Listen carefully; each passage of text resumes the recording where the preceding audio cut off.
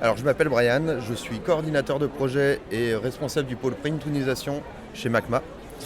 MACMA, c'est un studio d'adaptation de bande dessinée. On travaille sur du webtoon et sur du format papier. Et en l'occurrence, avec mon comparse Benjamin, nous faisons la transition entre la bande dessinée digitale et la bande dessinée imprimée. Benjamin, vous êtes de la maison d'édition Koyoan, pouvez-vous vous présenter? Alors moi je suis Benjamin Mézac, je suis le directeur de collection pour Koyoan. Donc je choisis les titres qu'on va publier et je travaille en collaboration donc, avec MACMA et Brian en particulier sur l'adaptation de Webtoon en format papier. D'accord.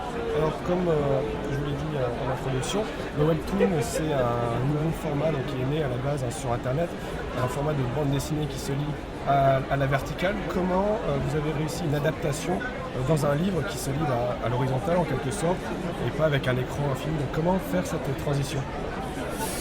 On réfléchit énormément à la maquette, c'est-à-dire que le but c'est de recréer, donc justement de changer cette narration verticale et de la passer vers l'horizontale en respectant au maximum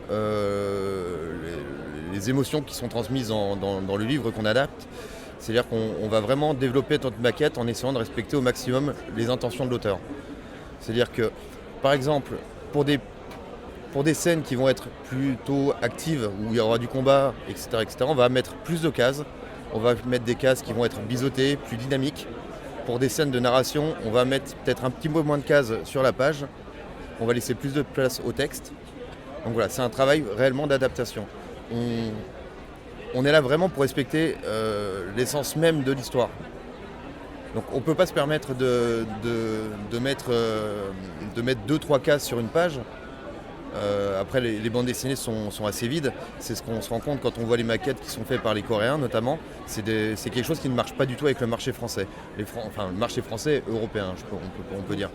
On imagine que vous refaites un découpage, mais est-ce qu'il est également nécessaire de refaire quelques dessins pour combler des trous en raison des cases supplémentaires? Ça arrive, on refait des fois des petits morceaux de dessin parce qu'on n'est pas là pour redessiner non plus la bande dessinée.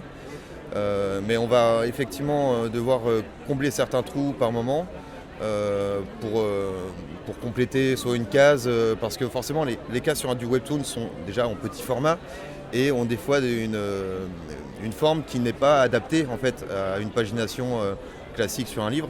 Donc on va tricher un petit peu. Notre métier c'est justement de faire en sorte que ça ne se voit pas, bien évidemment. Et après ça, on a tout un autre travail aussi, on refait l'intégralité du bullage.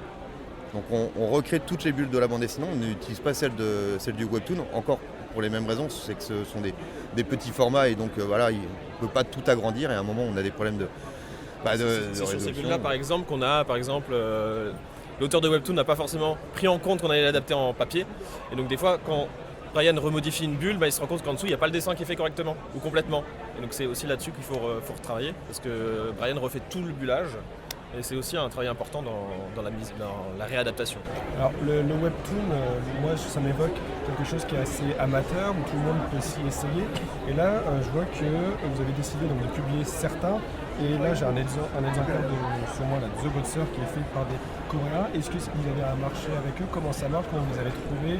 Est-ce que c'était des gens qui débutaient que vous avez trouvés ou des professionnels qui ne font que du webtoon? Alors non, le webtoon ça s'est professionnalisé énormément depuis plusieurs années déjà. C'est des vrais auteurs comme on peut retrouver sur les auteurs de manga. Ils sont édités par des structures en Corée. Non, c'est quelque chose de très structuré. Il y a une partie amateur qu'on peut retrouver sur des plateformes comme Webtoon avec la partie Canva qui est là pour justement accueillir les amateurs, mais après sur le reste il y a des vrais professionnels du milieu et en fait pour négocier un webtoon coréen c'est la même chose que pour négocier un manga classique. On travaille avec des ayants droit et qui on achète des fichiers, on fait traduire, on fait tout le travail qui est nécessaire de faire. D'accord, et enfin une dernière question qui sera même double. Vous êtes au festival d'Angoulême, est-ce que c'est votre première fois ici et est-ce que déjà c'est votre première fois ici? Moi de notre côté pour Koyoan, la maison d'édition, les premières sorties datent de mai dernier. Donc c'est l'un même de nos premiers salons, c'est peut-être le deuxième ou le troisième qu'on fait. D'accord. Et oui, c'est la première fois qu'on vient à Angoulême. Quel est votre avis en fait sur le festival d'Angoulême, sur l'aura qu'il émane, et puis même sur le fait que vous êtes pas un nouveau média, mais une nouvelle façon de consommer la bande dessinée? Pour nous, le Festival d'Angoulême, ça a quand même un aura international, donc c'est toujours très intéressant d'y être.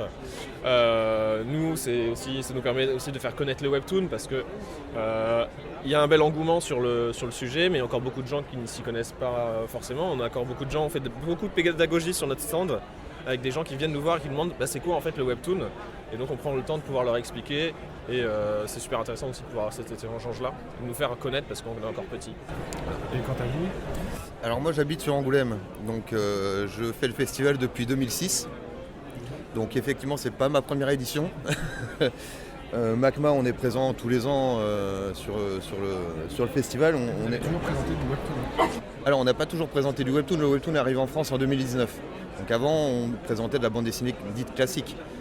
Mais après nous on n'est pas diffuseur, donc on ne vend pas de BD, nous on vend de la prestation. C'est-à-dire qu'on est là pour adapter les bandes dessinées, les faire traduire, les faire remaqueter en l'occurrence pour la printonisation et faire tout ce travail d'adaptation et d'échange entre la Corée, le Japon, la France, l'Allemagne, l'Italie, les États-Unis, etc., etc. Donc le festival pour moi il se ressemble un peu tous les ans. Je vois que cette année il y a encore des choses qui ont changé, ils ont monté la bulle de l'Alligator 57, 47, je sais plus, 57 ouais. Je trouvais ça intéressant, je fais un petit tour tout à l'heure dedans, c'est une bulle qui manquait je pense au festival. J'ai fait énormément de conventions à Paris, c'est rempli de goodies.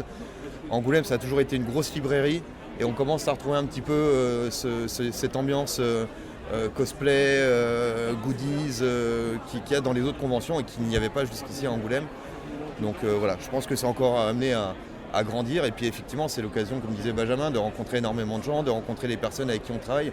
On est tous chacun de notre côté, on ne travaille pas ensemble dans les bureaux, donc c'est l'occasion de pouvoir partager un verre, partager un repas, et puis de profiter un petit peu de tout le monde et puis de toutes les relations, quoi.